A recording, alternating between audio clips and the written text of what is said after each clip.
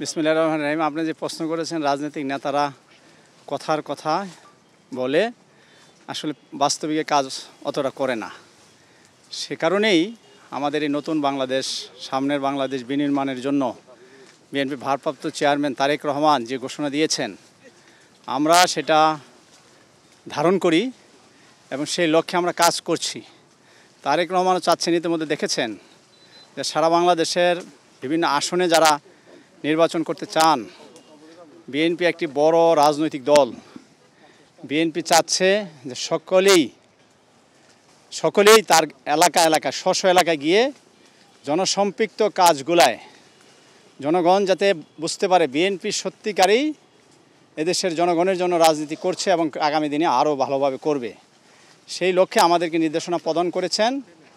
আমরা সেই শুধু তারেক রহমানের নির্দেশনার কারণে নয়, আমিও তো এদেশের একজন মানুষ, আমারও একজন চিন্তা চেতনা রয়েছে, দেশের প্রতি দায়িত্ববোধ থেকেই আমরা কাজগুলো করছি এবং আমি আশা করি সারা দেশেই শুরু হয়েছে এবং এই কাজগুলা শুধু লোক দেখানো নয়, কাজগুলা সত্যিকার অর্থেই আমরা করতে চাই মানুষের জন্য, দেশের জন্য, সমাজের জন্য। তার সাথে সাথে অনেকেই কাজ করছেন। আপনারা দেখতে পাচ্ছেন, যদি ওইরকম হয়তো আমরা 1-2 দিন হয়তো লাঠি দিয়ে বা কিছু দিয়ে কচুরি বানা উঠে চলে যেতাম। আপনি এইখানে 2-2.5 কিলোমিটার লেক প্রায় 80% কাজ শেষ হয়ে গিয়েছে।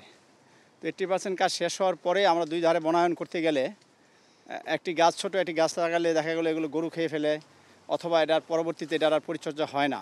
আমরা এখানে বড় বড় গাছ লাগাতে চাচ্ছি, যে এই গাছগুলা লাগানোর পরে এই লেকের দুই ধারের দৃশ্যমান হবে যে সত্যিকারই বিএনপি কাজ করছে এবং মানুষ বুঝতে পারবে এবং সাধারণ মানুষ যাতে এটা উপকৃত হয়, এটা সুফল ভোগ করে, এটা দেখানোর জন্য নয়, এই দেখে যাতে সারা দেশের নেতাকর্মীরা এভাবেই কাজগুলা তাদের উপলব্ধি থেকে, দেশের প্রতি ভালোবাসা থেকেই তারা করে। আমরা সেই চিন্তা থেকেই কাজ করছি।